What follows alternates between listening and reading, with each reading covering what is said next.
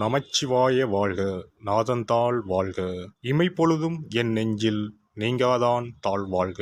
வாழ்க வளமுடன். அனைவருக்கும் இனிய வணக்கங்கள். நிகழும் ஸ்ரீ மங்களகரமான சோபகிருது ஆண்டு தை மாதம் 18ஆம் தேதி வியாழக்கிழமை அன்று சஷ்டி திதியில் சித்திரை நட்சத்திரத்தில் திருதி நாமயோகத்தில் வணிசை கரணத்தில் சித்தயோகம் கூடிய நன்னாளில் இந்த சீர்மிகு பிப்ரவரி மாதம் பிறக்கிறது.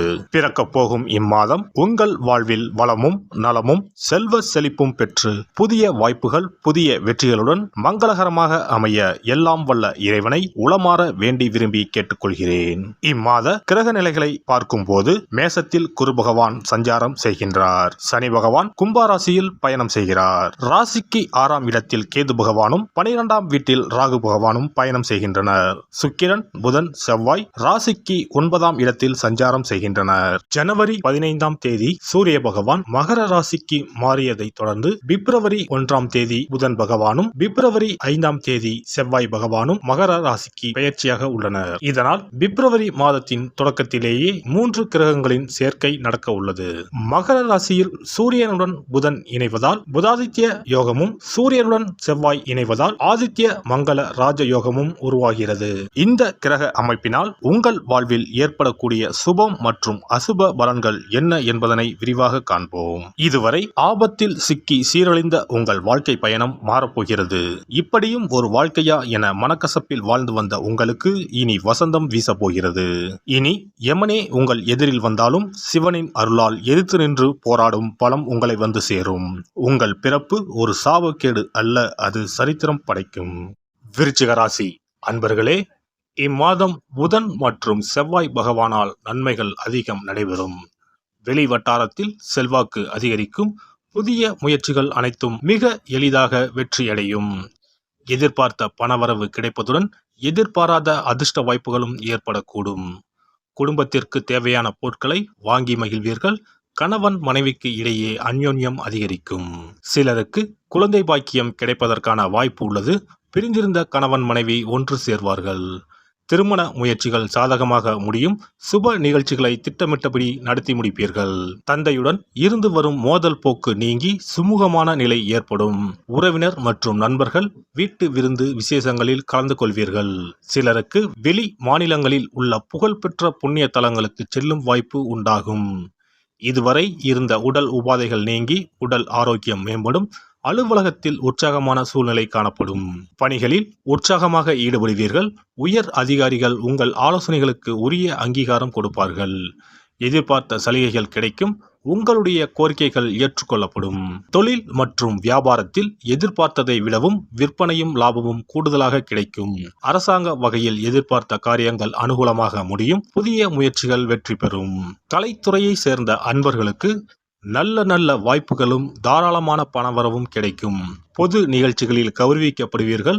புகழும் ரசிகர்களிடம் செல்வாக்கும் அதிகரிக்கும். மாணவ மாணவியருக்கு இம்மாதம் படிப்பில் இருக்கும் ஆர்வம் குறையக்கூடும்.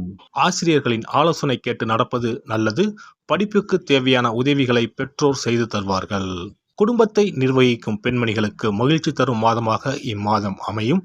புதிய ஆடை ஆபரணங்கள் வாங்கி மகிழ்வீர்கள். விருந்து விசேஷங்களில் கலந்து கொள்ளும் வாய்ப்பு உண்டாகும். அலுவலகம் செல்லும் பெண்மணிகளுக்கு பல வகைகளிலும் அனுகூலமான மாதமாக இம்மாதம் அமையும். இம்மாதம் சாதகமான நாட்கள் 3, 5, 12. அதிர்ஷ்ட எண்கள் 1, 7, 9.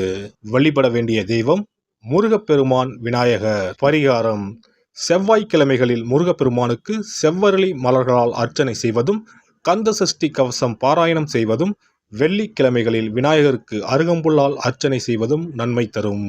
சிறப்பு பரிகாரம் மற்றும் ஆலய தரிசனம். புத்திர பாக்கியம் என்பது திருமணமாகி பல ஆண்டுகள் ஆகியும் புத்திர பாக்கியமே ஏற்படாத நிலை. புத்திர தோஷம் என்பது ஒவ்வொரு லக்கணத்திற்கும் வேறுபடும். பொதுவாக எந்த லக்கணமாக இருந்தாலும் 5ஆம் இடம்தான் புத்திரஸ்தானத்தை குறிக்கும். எனவே அந்த 5ஆம் இடத்தை முக்கியமாக பார்க்க வேண்டும். சேர்த்து வைத்த புண்ணியம்தான் குழந்தையாக பிறக்கும் என்று பழமொழி உண்டு. அந்த வகையில் 5ஆம் இடம் பூர்வ பூர்வ புண்ணியஸ்தானமாகவும் திகழ்கிறது. தாய்மாமன், தாய்வழி உறவுகள் ஆகியவற்றை குறிப்பதும் 5ஆம் இடம்தான். 5ஆம் இடத்தில் பாவக்கிரகங்கள் அதாவது ராகு, செவ்வாய், சனி அல்லது சூரியன் அமர்ந்தால் ஒரு சிலருக்கு குழந்தை பாக்கியம் இல்லாமல் போகும் அல்லது தாமதமாக கிடைக்கும். ஒருவேளை 5ஆம் இடத்தில் உள்ள பாவக்கிரகங்களை சுப கிரகங்கள் பார்த்தால் குழந்தை பாக்கியம் கிடைக்கும் என்பது நம்பிக்கை. இனி புத்திர பாக்கியம் பெறுவதற்கான ஆலய வழிபாடுகளை பார்ப்போம். செவ்வாய் பகவானின் அம்சமாக கருதப்படும் முருகப்பெருமான் வழிபாட்டை தவறாமல் செய்பவர்களுக்கு நிச்சயமாக புத்திர பாக்கியம் கிடைக்கும். குரு பகவான் வீற்றிருக்கும் தலங்கள் அனைத்தும் சிறப்பு வாய்ந்தவைதான். ஆலங்குடி குருஸ்தலம், திட்டை குருஸ்தலம் சிறப்பான பலன்களை கொடுக்கும் ஆலயங்களாகும். அது மட்டுமல்லாமல் சிதம்பரம் அருகே இருக்கக்கூடிய ஓமாம்புலியூர் துயர்தீர்த்தநாதர் ஆலயமும் குரு பகவானின் ஸ்தலமாகும். இந்த ஆலயங்களுக்கு சென்று தரிசித்து வருவதன் மூலம் புத்திர பாக்கியம் நிச்சயமாக கிடைக்கும் என்பதை உறுதியாகவே சொல்லிக் கொள்கிறேன். மேலும் வைத்தீஸ்வரன் கோவில் அனைத்து விதமான நோய்களையும் தீர்க்கும் ஆலயம். இது செவ்வாய் பரிகார ஸ்தலம். எனவே நல்ல சத்தான அறிவு கூர்மை மிக்க குழந்தை பாக்கியம் வேண்டுபவர்கள் இந்த ஆலயத்திற்கு சென்று வந்தால் குழந்தை பாக்கியம் பெறுவதற்கு உண்டான தடைகளை நீக்கி புத்திர பாக்கியத்தை நிச்சயம் அருள்வார் வைத்தியநாத சுவாமி. மேலும் கருவின் உருவாக இருக்கும் கருமாரியம்மன் ஆலயங்கள் அனைத்தும் புத்திர பாக்கியம் நல்கும் ஆலயங்களே. சமயபுரம் மாரியம்மன், திருவேற்காடு கருமாரியம்மன் போன்ற ஆலயங்கள் அனைத்தும் சிறப்பு வாய்ந்தவையே. அதேபோல் திருச்சிக்கு அருகில் உள்ள திருப்பட்டூர் பிரம்மா ஆலயம் பிறவி பயனை அனுபவிக்க செய்யும் ஸ்தலம். திருப்பட்டூர் பிரம்மாவிடம் வேண்டுதல் வைக்க குழந்தை பாக்கியம் கிடைக்கும். திருச்செங்கோடு அர்த்தநாரீஸ்வரர் ஆலயம் புத்திர பாக்கியத்தை அருளும் முக்கிய ஸ்தலம்.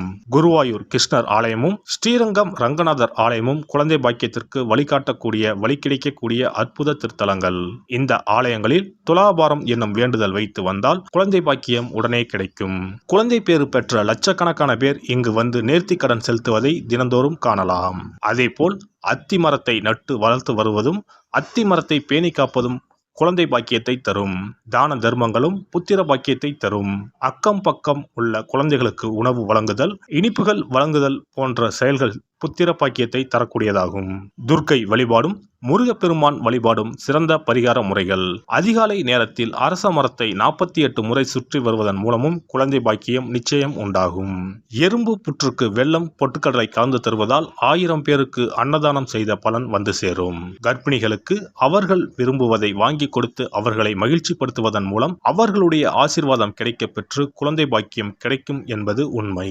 புத்திர தோஷம் உள்ளவர்கள் முதியோர் காப்பகங்களில் உள்ள முதியோருக்கு உணவு, உடை வழங்கி அவர்களின் ஆசையை பெற்றால் புத்திர பாக்கியம் கிடைக்கும். மேற்கண்ட ஆலய பரிகாரங்களை முறையாக செய்து நம்பிக்கையோடு வணங்கி வந்தால் குழந்தை பாக்கியம் நிச்சயம் கிடைக்கும். எல்லாம் வல்ல இறையருளால் நீங்களும் உங்கள் அன்பு குடும்பமும் உடல் நலம், நீலாயுள், நிறை செல்வம், உயர் புகழ், மெய்ஞானம் ஓங்கி வாழ்க வளமுடன். இந்த வீடியோ உங்களுக்கு பிடிச்சிருந்தா லைக் பண்ணுங்க, ஷேர் பண்ணுங்க அண்ட் சப்ஸ்கிரைப் பண்ணுங்க. பக்கத்துல இருக்க பெல் ஐகானை கிளிக் பண்ணுங்க. நன்றி, வணக்கம், வாழ்க வளமுடன்.